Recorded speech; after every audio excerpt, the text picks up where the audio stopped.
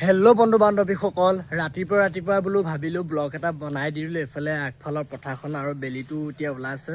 6টা বাজিব হ'ল। এতিয়া পৰিৱেশটো চাওকচোন, আগফালৰ পথাৰ, এইফালে বেলি ওলাব মানে পৰিৱেশটো খুব ধুনীয়া লাগিছে, ভাল লাগিছে। এনেকুৱা পৰিৱেশ মই বহুত ভাল পাওঁ।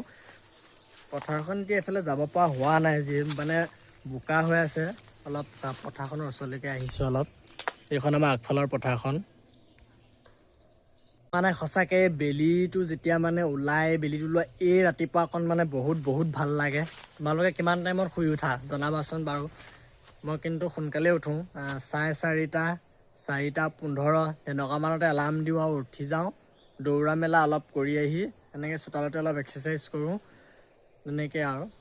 সঁচাকৈ কিন্তু এই ৰাতিপুৱা সময়টোৰ নিচিনা, ৰাতিপুৱা প্ৰভাতী সময়টোৰ নিচিনা দিনটোত কেতিয়াও হ'ব নোৱাৰে। এতিয়া কোনো হুলস্থুলো নাই, কেৱল চৰাই চিৰিকটি মাত, এফালে নিশব্দ, মানে বহুত ভাল লাগে। এনেকৈ আৰু মানে উঠিব লাগে সোনকালে। চাওক, কোনো ৰাস্তাত মানুহ দুনুহ নাই, কিমান ভাল লাগিছে এই পৰিৱেশটো। সঁচাকৈ মই বহুত ভাল পাওঁ।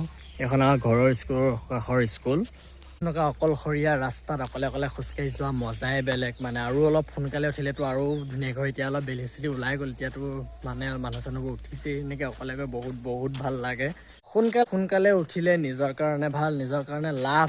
কিন্তু উঠিব লাগে, ৰাতি অলপ সোনকালে শুই দিব লাগে। 9:30 10টা মানত শুই সোনকালে ৰাতিপুৱা উঠিব চেষ্টা কৰিব লাগে। মইতো উঠোৱেই, ত' তোমালোকে উঠা নে নাই কমেণ্ট কৰি জনাবা।